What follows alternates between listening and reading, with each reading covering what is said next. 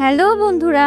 তখন সময় ছিল ঠিক সকাল 10টা, যখন জেলার আইপিএস অফিসার প্রিয়া শর্মা লাল রঙের শাড়ি পরে একেবারে সাধারণ মেয়ের মতো বাজারে ঘুরতে বেরিয়েছিলেন।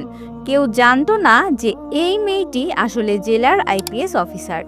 চলতে চলতে তার নজর রাস্তার ধারে দাঁড়ানো 55 বছরের এক বৃদ্ধের ওপর পড়ল, যিনি একটা ছোট্ট সিঙ্গারার ঠেলার কাছে দাঁড়িয়েছিলেন। প্রিয়ার ছোটবেলা থেকেই সিঙ্গারা খাওয়ার খুব শখ ছিল। বিলম্ব না করে তিনি হাসি মুখে ঠেলার কাছে গেলেন এবং বললেন, আঙ্কেল, একটা সিঙ্গারা দিন। আঙ্কেল হাসি খুশি হয়ে তাড়াতাড়ি সিঙ্গারা বের করে তার হাতে দিলেন। প্রিয়া তখন প্রথম কামড় দিতে যাচ্ছিলেন, ঠিক তখনই বাজারে একটা মোটরসাইকেল এসে দাঁড়ালো। এটা থানা সাব ইন্সপেক্টর বিক্রান্তের ছিল। সে বাইকটা সাইডে লাগালো, হেলমেট খুললো এবং ঠেলাওয়ালাকে রুক্ষভাবে বলল, আরে ও বুড়ো, তাড়াতাড়ি একটা সিঙ্গারা বার কর।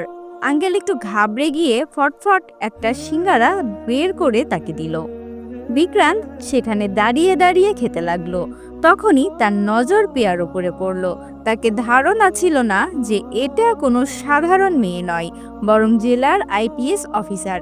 সে হেসে বলল, কি ব্যাপার, সিঙ্গারা তো বড় মজা করে খাচ্ছ, খুব পছন্দ কি? কখনো আমাদেরও পছন্দ করো, আমরাও তোমার প্রেমে দেওয়ানা হতে পারি। প্রিয়া তার কথা উপেক্ষা করলেন এবং চুপচাপ সিঙ্গারা খাওয়া চালিয়ে গেলেন। বিক্রান্ত আবার বলল, আরে লজ্জা কেন করছো? আর সিঙ্গারা চাইলে বলো, দিয়ে দেব। সিঙ্গারা শেষ করার পর সে পয়সা না দিয়েই বাইকে বসলো এবং ইঞ্জিন স্টার্ট করলো। বুড়ো আঙ্কেল সাহস সংগ্রহ করে বললেন, স্যার, সিঙ্গারার পয়সা তো দিন। শুধু এটা শুনতেই বিক্রান্তের মুখ লাল হয়ে উঠল এবং বলল, কোনো ব্যাপারের পয়সা? বেশি চালাক হলে তো ঠেলার সামনে এখানে ফেলে দেব। এটা বলতে বলতে সে রাগে আঙ্কেলের গালে একটা চড় মারলো। আঙ্কেলের চোখে জল এসে গেল। কাঁপতে কাঁপতে তিনি চুপ করে রইলেন। এটা সব দেখে প্রিয়া নিজেকে থামাতে পারলেন না। তিনি মাঝখানে এসে বলেন, ইন্সপেক্টর সাহেব, আপনি আঙ্কেলের গায়ে হাত কেন তুললেন? আপনার কোনো গরিবের ওপর হাত তোলার অধিকার নেই। উনি তো শুধু তার হকের পয়সা চেয়েছে। আপনি সিঙ্গারা খেয়েছেন, তো পয়সা দেওয়া আপনার কর্তব্য। বিক্রান্ত ঘুরে তাকিয়ে বলল, তুমি মাঝখানে কথা বলো না, বুঝলে? এবং পরের মুহূর্তে সে প্রিয়াকেও একটা চড় মারলো। প্রিয়া একটু টলমল করে গেলেন, কিন্তু নিজেকে সামলে গেলেন। আপনি আপনার সীমা অতিক্রম করছেন। সাব ইন্সপেক্টর হওয়ার মানে এটা নয় যে আপনি গরিবের হক মেরে খাবেন। আপনি আইনের রক্ষক, কিন্তু নিজে আইন ভাঙছেন। সংশোধন করুন, না হলে আপনাকে এর পরিণাম ভোগ করতে হবে। বিক্রান্ত আরও ভড়কে গেল। সে আবার প্রিয়ার গালে একটা জোরালো চড় মারলো এবং রাগে সিঙ্গারার ঠেলায় লাথি মারলো। ঠেলা উল্টে গেল এবং ডজন খানেক সিঙ্গারা রাস্তায় ছড়িয়ে পড়ল। ভেঙে সবটা চারদিকে দেখছিল, কিন্তু ভয়ে কেউ এগিয়ে এলো না। আইপিএস অফিসার প্রিয়া শর্মার রাগ এখন চরমেই ছিল। তিনি জানতেন যে আইনকে নিজের হাতে নেওয়া তার পদ এবং নীতির বিরুদ্ধে। চাইলে সেখানেই সাব ইন্সপেক্টরকে তিনি শিক্ষা দিতে পারতেন, কিন্তু তিনি নিজেকে নিয়ন্ত্রণে রাখলেন।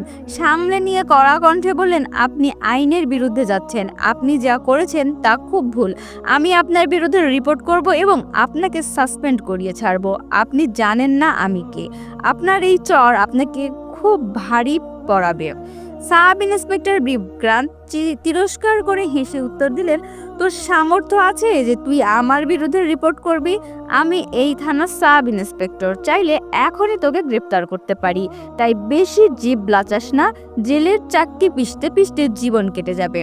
এটা বলে বিক্রান্ত বাইকে বসলো, ইঞ্জিন স্টার্ট করলো এবং সেখান থেকে চলে গেল। এদিকে ঠেলাই ছড়ানো সিঙ্গারাগুলো বৃদ্ধ আঙ্কেল কাপা হাতে গুছিয়ে নিচ্ছিলেন। তার চোখ লাল ছিল এবং ঠোঁট কাঁপছিল।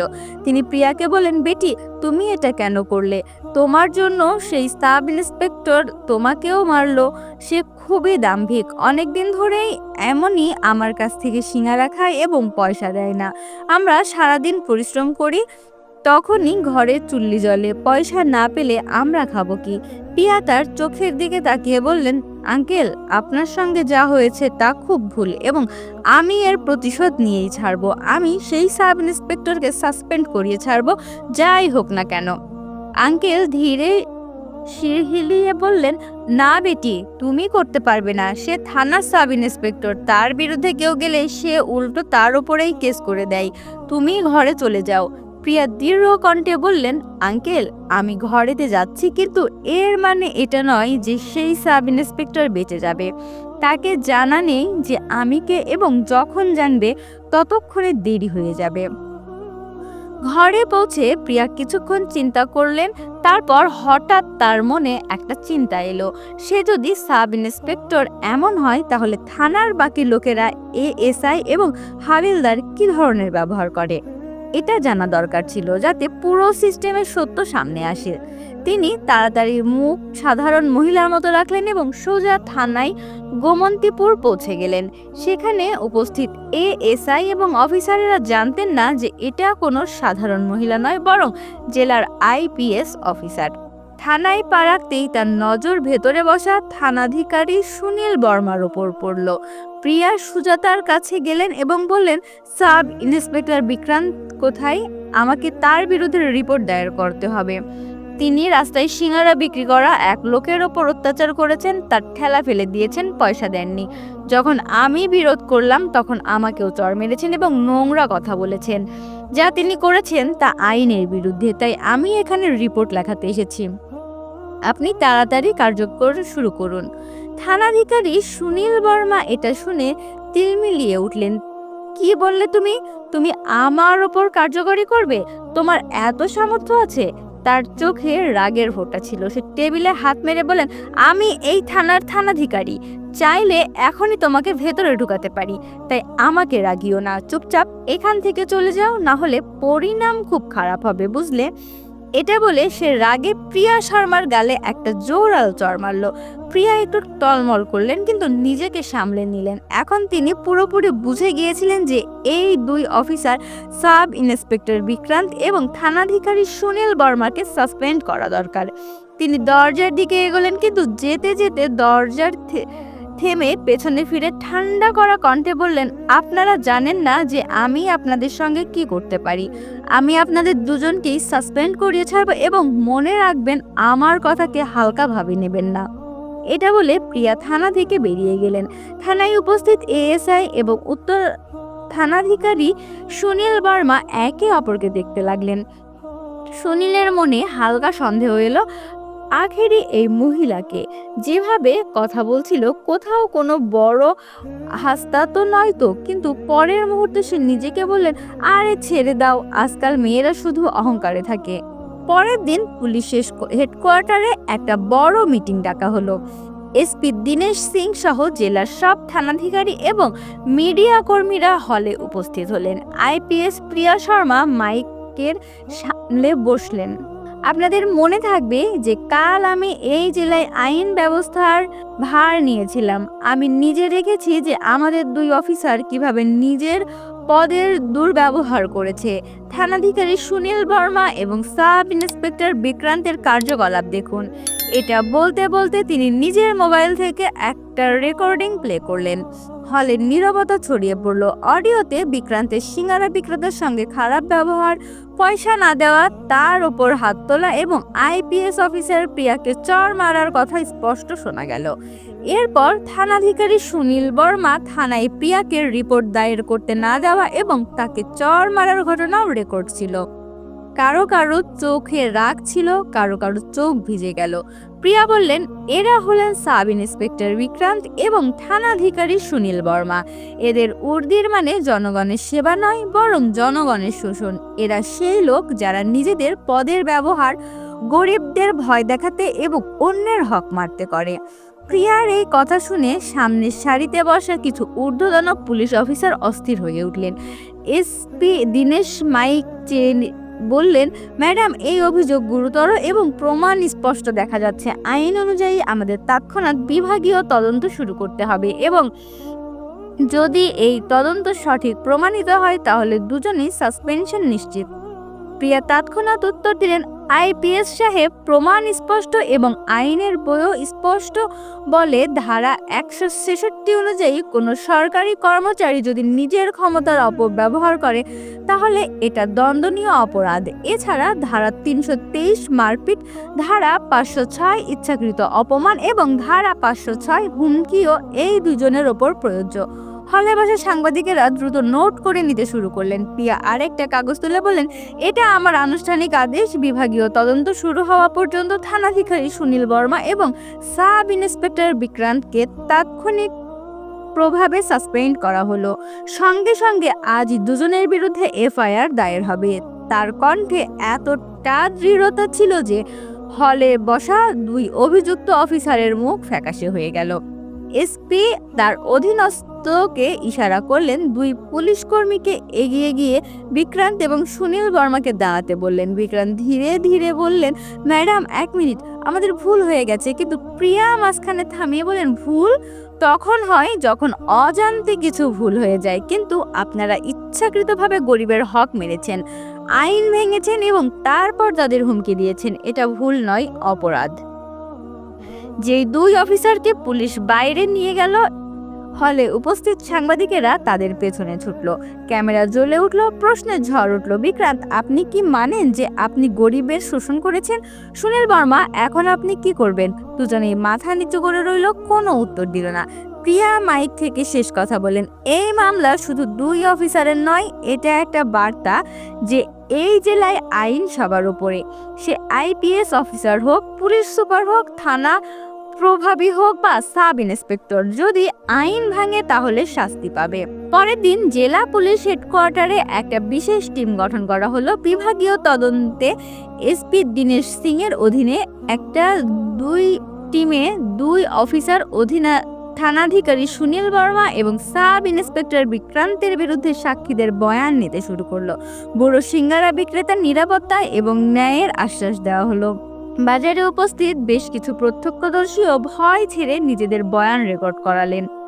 আইপিএস অফিসার প্রিয়া শর্মার মোবাইলে রেকর্ড করা অডিও এবং তার গালে চড়ের দাগ মেডিকেল রিপোর্টের রেকর্ড হয়ে সবচাইতে শক্তিশালী ভৌতিক প্রমাণ হয়ে উঠল। তদন্ত টিম শীঘ্রই তাদের রিপোর্ট আইপিএস অফিসার প্রিয়া শর্মার হাতে তুলে দিল। রিপোর্টে থানাধিকারী সুনীল শর্মা এবং সাব ইন্সপেক্টর বিক্রান্তকে তাদের পদে দুই চরম দুরুপয়োগ এবং একজন গরিব নাগরিকের ওপর অত্যাচার এবং একজন ঊর্ধ্বতন মহিলা আইপিএস অফিসারের ওপর হামলার জন্য দোষী সাব্যস্ত করা হয়েছিল। রিপোর্ট পাওয়ার সঙ্গে সঙ্গে আইপিএস অফিসার প্রিয়া শর্মা আরেকটি প্রেস কনফারেন্স ডাকলেন, যেখানে এসপি দীনেশ সিং এবং জেলার সব ঊর্ধ্বতন প্রশাসনিক অফিসার উপস্থিত ছিলেন। হলের পরিবেশ ছিল অত্যন্ত গম্ভীর। প্রিয়া শর্মা শান্ত কিন্তু অটল কণ্ঠে তাদের ফলাফল সবার সামনে তুলে ধরলেন। তদন্তে এটা প্রমাণিত হয়েছে যে থানাধিকারী সুনীল বর্মা এবং সাব ইন্সপেক্টর বিক্রান্ত শুধু গরিবের হক মারেনি, বরং আইন রক্ষক হয়েও প্রকাশ্যে আইন ভেঙেছেন। তারা তাদের ঊর্ধ্বের মর্যাদাকে ছিন্ন ভিন্ন করেছেন। এমন দুর্নীতিগ্রস্ত এবং অত্যাচারী অফিসারদের জন্য পুলিশ বাহিনীতে কোনো স্থান নেই। প্রিয়ার সামনে রাখা ফাইল তুলে চূড়ান্ত রায় ঘোষণা করলেন। ভারতীয় দণ্ডবিধির বিভিন্ন ধারার অধীনে দায়ের করা এফআইআর এর অতিরিক্ত আমি আমার পদে থাকাকালীন থানাধিকারী সুনীল বর্মা এবং সাব ইন্সপেক্টর বিক্রান্তকে চাকরি থেকে বরখাস্ত করার আদেশ দিচ্ছি। তাদের সাসপেনশন এবং বরখাস্তের রূপান্তরিত হচ্ছে। এই সিদ্ধান্ত তাৎক্ষণিক প্রভাবে কার্যকর হবে। হলে করতালির গর্জন উঠল। এটাই ছিল প্রথমবার যখন জেলার এত বড় এবং দ্রুত পদক্ষেপে পুলিশ বাহিনীতে এমন বড় কার্যকরী হয়েছিল। বরখাস্তের সঙ্গে সঙ্গে বিক্রান্ত এবং সুনীল বর্মার বিরুদ্ধে দায়ের করা ফৌজদারি মামলার আইনি কার্যকরী দ্রুত শুরু করার আদেশ দেওয়া হলো, যাতে তাদের অপরাধের শাস্তি পায়। পরের দিন সকালে আইপিএস অফিসার প্রিয়া শর্মা লাল রঙের শাড়িতে একেবারে সাধারণ মেয়ের মতো আবারও সেই বাজারে পৌঁছালেন যেখানে সিঙ্গারা ঠেলা লাগতো। ঠেলা তার জায়গায় লাগানো ছিল এবং বুড়ো আঙ্কেল গ্রাহকদের সিঙ্গারা দিচ্ছিলেন। যখন তার নজর প্রিয়ার উপর পড়ল, তখন তার চোখে জল চলে এলো এবং তিনি এবার খুশি এবং সম্মানের অশ্রু তার চোখে ছিল। প্রিয়া হাসলেন এবং ঠেলার কাছে গেলেন। আঙ্কেল ঝুঁকে তার পা ছুঁতে চাইছিলেন, কিন্তু প্রিয়া তাকে থামিয়ে দিলেন। আঙ্কেল, এটা করবেন না, আমি শুধু আমার কর্তব্য পালন করেছি। আঙ্কেল কাপা হাতে বললেন, বেটি, তুমি আমাদের জন্য দেবী। আমার বিশ্বাস হচ্ছে না যে এমনও হতে পারে। এখন আমি ভয় ছাড়া সিঙ্গারা বিক্রি করতে পারবো। প্রিয়া একটা সিঙ্গারা নিলেন, পয়সা দিলেন এবং বললেন, আঙ্কেল, এটা একটা শিক্ষা যে আইনের থেকে বড় কেউ নয়। আমি আশা করি আজকের পর জেলার কোনো পুলিশকর্মী কোনো গরিবকে বিরক্ত করার সাহস করবে না। আপনি শুধু সততার সঙ্গে আপনার কাজ চালিয়ে যান। যখন প্রিয়া সেখান থেকে যেতে লাগলেন তখন বাজারের লোকেরা তাকে ঘিরে ফেলল। সবাই হাত জোড় করে তাকে ধন্যবাদ দিল। এই ঘটনা পুরো জেলাকে একটি শক্তিশালী বার্তা দিয়েছিল যে আইপিএস অফিসার প্রিয়া শর্মা শুধু উর্দিই পরেন না, বরং আইন এবং ন্যায়ের প্রকৃত প্রতীক। তার সাধারণ বেশভূষা বের হওয়ায় একটি ছোট্ট যাত্রা জেলার পুলিশ এবং প্রশাসনিক ব্যবস্থার দুর্নীতির শিকড় নাড়িয়ে দিয়েছিল এবং সাধারণ জনগণের মধ্যে আইনের প্রতি বিশ্বাস পুনরুদ্ধার করেছিল। বন্ধুরা, এই ছিল আমাদের আজকের ভিডিওটি আপনাদের কাছে কেমন লাগলো তা অবশ্যই কমেন্ট করে জানাবেন আমাদেরকে। ভিডিওটি ভালো লাগলে অবশ্যই লাইক দেবেন এবং বেশি বেশি শেয়ার করবেন। আর আমাদের চ্যানেলটি সাবস্ক্রাইব করতে ভুলবেন না কিন্তু। ধন্যবাদ সবাইকে।